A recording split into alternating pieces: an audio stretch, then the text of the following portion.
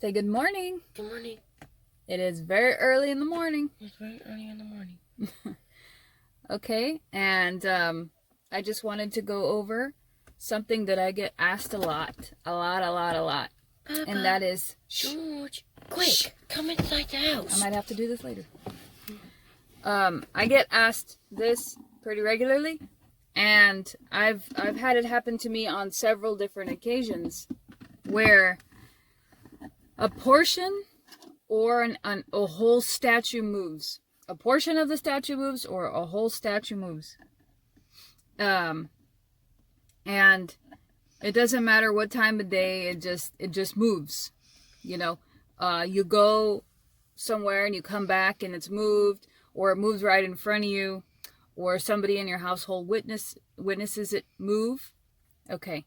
Well, in my experience, this happens for one of several reasons.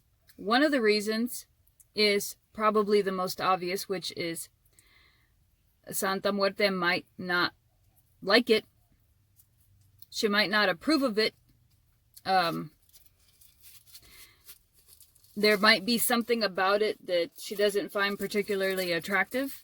And I know that sounds silly, but time and time again, through discussing this with devotees, that seemed to be the case. So, another reason, if you're going to do that, you're not going to be in the video. Papa, See? George, quick, come inside the house. He always does that. So, another reason is that there might be a message for you. An example is when there's a message, a pending message coming through. In my household, the scythe moves and points towards me. I have one main Santa Muerte statue that I always look at because it just grabs your attention. And whenever there's a message coming through, the scythe moves towards me. Now, from a logical standpoint, the scythe is very grounded on the wooden part of the altar. So there should be lots and lots of friction when the bottom of the scythe moves. You really have to push it with your hands for it to move. So for it to move on its own, it's not going to happen as a product of the air condition, or vibration on the wall, or any kind of natural occurrence. Well, I'm not going to say natural. Any kind of menial interference. It's going to happen with a lot of pressure being around that scythe. Okay? So every time this happens, there's usually a message. There's really no determining factor when the scythe moves, if it's a good or a bad or an in-between type of message. It's just a message. Now, the hard part is figuring out what is the message. So, the third and final reason that I know of why your statues might be moving is because you have other spirit in your house messing with your stuff. It's not that you don't have the essence of Santa Muerte in your house. It's just that a lot of the times we get so involved in her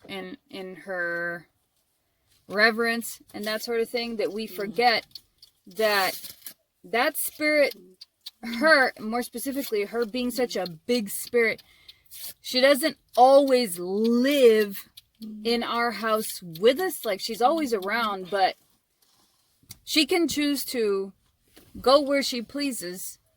And there's no guarantee in the spirit world that... Stop it. There's no guarantee in the spirit world that she's like always in the house with us, or always in that statue, in that vessel. Because that's what her statues are. They're a vessel. Okay? And we don't encase the entire death energy in those vessels. It's just a little bitty portion. Okay? So, yeah, so you could have one of those three instances, or possibly other things. There are other situations in which the statue could move that I'm unaware of. You know, it is the spiritual world. You know, so there's a bajillion different possibilities. Maybe it's an ancestor who doesn't approve. You know, see, it would be other spirit interference. You know, they don't approve, so they're like, get this out of here. You know, so you never know. But if you guys want to leave a comment down below and share your experience as to what was the reasoning behind your statue moving on your altar or wherever you have your statues, and if you for certain found out the reasoning, it would be cool if you posted a comment. That way other readers can go based off of your experience and have kind of like an inkling of what to expect. But guys, it's not always bad. It's not always a bad reasoning. Don't automatically assume that just because you don't understand it that it's bad. You know, sometimes it's actually a warning. You know, it could be a warning of this thing has bad vibes on it. The person that touched it before you might have been up to some funky stuff and we don't want it in the house. So it wasn't cleaned right, and it may never be cleaned right. So get it out of here. I don't care how much money you spent on it. Get out of here. So, you know, you never know what the case may be. So I just wanted to bring that up for now. I'm gonna pump out a couple of more videos today because I'm feeling a little inspired, and I just want to run that by you, you know, so that you're not so quick to get paranoid, but at the same time you do kind of stay alert and pay attention to the signs around you.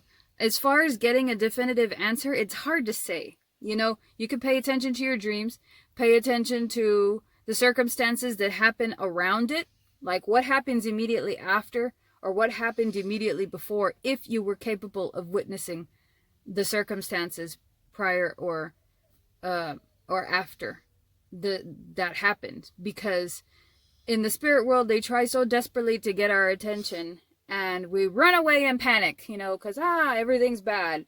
But not the case, you know, not always the case.